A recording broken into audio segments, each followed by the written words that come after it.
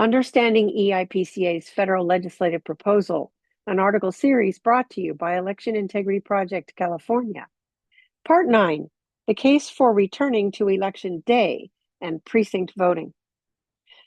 Understanding each article in this series will provide you with the information you need to be instrumental in the success of EIPCa's proposal to Congress, which would reverse the demise of election integrity nationwide.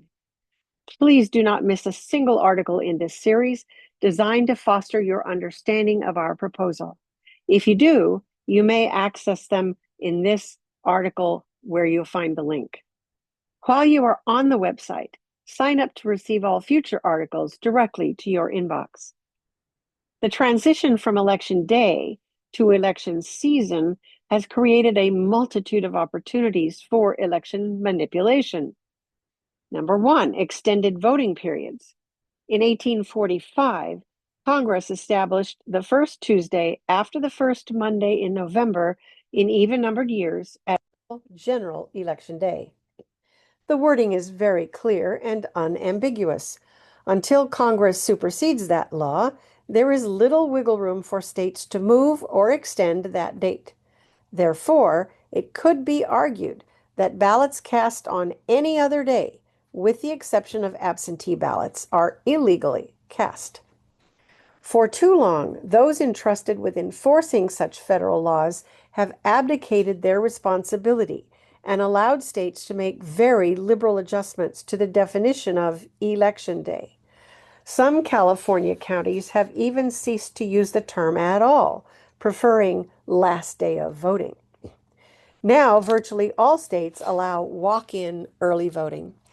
California has a 29-day period for early voting, and while it is not the longest in the nation, it ranks near the top. To add insult to injury, California allows a grace period of 7 days after the last day of voting for timely arrival of mail-in ballots. Many other states have followed suit, with one allowing a grace period of a full 14 days. If there is no readable postmark on a late ballot, it must be accepted if the date the voter writes next to the signature is Election Day or before. The potential for manipulation should be obvious. Such lengthy voting periods are not only arguably illegal, they are completely unnecessary and create chaos and insecurity in the process. If Congress deems that societal changes necessitate some flexibility, a single Tuesday is a bit random and inconvenient given the 21st century work world, it may be wise to redesignate a slightly extended voting period to encompass a single weekend, 3 to 4 days of open polls, but no more. Number 2, vote center versus precinct voting. Ever since the passage of the Voters' Choice Act, VCA, elections in California have undergone drastic changes. Even though the adoption of the new voting model was optional county by county, the state has used many carrots and a few sticks to make resistance extremely difficult. Now, 30 of the 58 counties have adopted the VCA, including the highly populated counties of Los Angeles, San Diego, Orange, Ventura, Fresno, Riverside, and Sacramento. Originally, the most distinguishing element of the VCA was the mandate to mail ballots to all active voters within the county. But for the legislature, buy-in was too slow. And so when COVID provided an excuse to extend that mandate statewide, they did so immediately and then made the practice permanent a year later. The second distinguishing element of VCA voting was the elimination of neighborhood precinct polls and the establishment of vote centers. Voters wishing to vote in person have far fewer and generally more distant places to vote, but an 11-day window to do so and the ability to vote at any vote center in their county. That VCA uniqueness has become muddled as subsequent laws have mandated traditional counties to provide early voting centers prior to Election Day.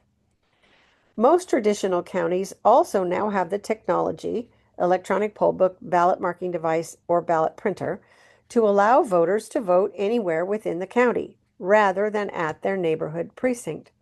There is now little difference between VCA and non-VCA counties, other than the number of polls open on election day itself. But despite all of this progressive alteration of how Californians vote, neither overall voter turnout nor voting patterns of targeted communities have significantly changed. More Californians are confused. Election administration costs are much higher. Citizen participation in election administration is down. The average citizen does not have 14 8-hour days and one 15-hour day to volunteer as a poll worker. And opportunities for fraud and manipulation are much more abundant. If the number of voting days were limited and voting locations returned to small precinct locations, voting would be extremely convenient as it used to be. Most long lines and wait times associated with vote center voting would be eliminated, and a return to hand-marked paper ballots that are auditable and impervious to alteration by electronic intrusion would be possible. A return to precinct voting would also facilitate accurate and transparent hand counting at the precinct level, resulting in final results within 24 hours. All of the above election system repairs are included in EIPCa's proposal, and most are in the MEGA Act. Please join us in taking the following actions. Use your phone and constituent email opportunities to put polite but insistent pressure on your own U.S. Senator, friendly or otherwise, and on Senate Majority Leader John Thune. The U.S. Capitol switchboard number is included in this article for your convenience. Light it up at least once a week. Never give up.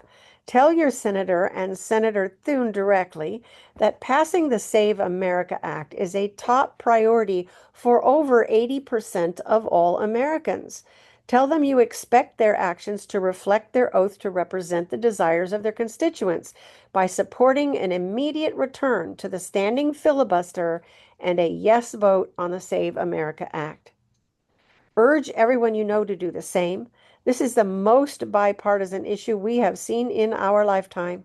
So share with people outside your normal echo chamber. Share EIPCA articles with your email friends and urge them to sign up to receive them in their own inbox. Post our articles on all of your social media platforms. Blessings until next time.